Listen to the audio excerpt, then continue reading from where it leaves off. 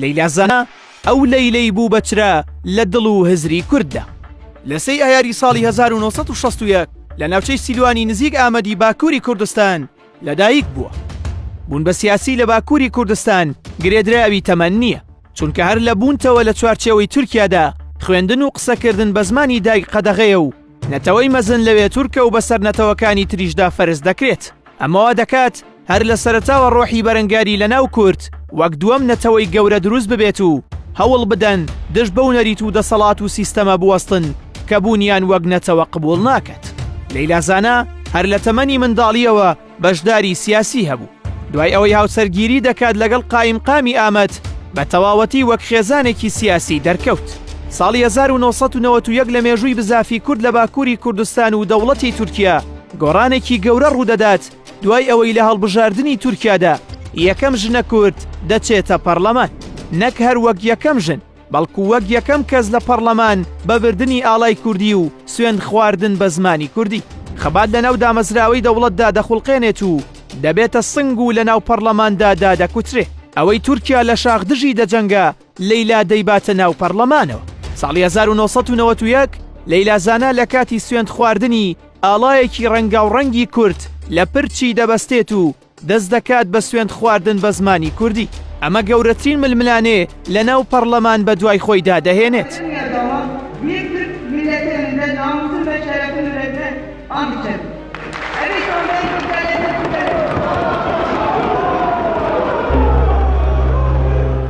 لە دواتردا دەوڵەتی تورکیا هەریەک لە لەیلا زانا، ئۆرهان دۆغان، سەلیم ساداک، خەتیب دیجلە بە 15 ساڵ حکوم دەدات و دوو ئەندامی پەرلەمانیش ڕادەکەن بە ناوەکانی زوبێر ئایدار و یەشار کایاش.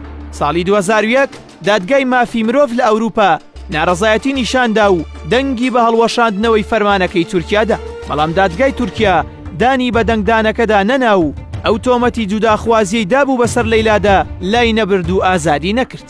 یەکێتی ئەوروپا و پەرلەمانەکەی بەردەوام بوون لە فشارخستنە سەر تورکیا تا ساڵی 2004 و دوای 10 ساڵ لە زیندانی کردن لەیلا زانا و 4 ئەندام پەرلەمانەکەی تر ئازاد کرا. چالاکیە و پەرلەمانتارەی کورد و دواتر وەک نوێنەری کورد لە پاڵ ڕێکخرا و بەرە کوردیەکاندا وای کرد نەک هەر لە ناوخۆی تورکیادا بەڵکو لە ئاستی جیهاندا ناسرا و ساڵانە لە ئەوروپاوە خەڵات دەکرا. بەشێک لە خەڵاتەکانی لەیلا زانا: یەکەم ساڵی 1994 خەڵاتی ڕافتۆی نەرویجی بۆ ئاشتی. دووەم ساڵی 1995 خەڵاتی ساغارۆف لەلایەن یەکێتی ئەوروپا، بەڵام وەرگرتنی خەڵاتەکە لە ساڵی 2004دا بوو دوای ئەوەی ئازاد کرا. سێەم ساڵی 1995 تا ساڵی 1998 کاندیدی خەڵاتی نۆبڵی ئاشتی بوو. چوارەم ساڵی 1996 خەڵاتی ئاخنی ئەڵمانی پێبەخشرا. پێنجەم ساڵی 1996 خەڵاتی فاڵدۆستی ئیتاڵی بۆ مافی مرۆڤ پێبەخشرا. شەشەم ڕەگەزنامەی فەخری ڕۆمە.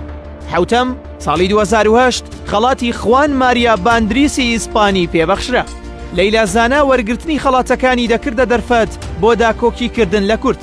وەیە لە وەرگرتنی خەڵاتی ڕەگەزنامەی فەخری وتی پێویستە شتە باش و هاوبەشەکان لە بەرچاو بگرن و بێهیوا نەبن.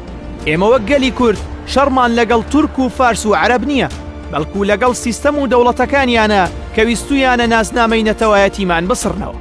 لەیلا زانا لە دوای ئەو کاتەوە جارێکی تر لەسەر پشکی هەدەپە بوو بە ئەندام پەرلەمان و لە یەکەم ڕۆژی چوونەکەیدا وەکو جاری پێشتر نەک هەر بە کوردی بەشێکی سوێندەکەی خوێندەوە، بەڵکو لە سوێند خواردن بە ناوی میلەتی تورک وشەی تورکی گۆڕی بە وشەی تورکیا و ئەوەش ئاماژەکردن بوو بە فرەنەتەوایەتی وڵاتی تورکیا و سوێند نەخواردنی بە تەنها نەتەوەیەک.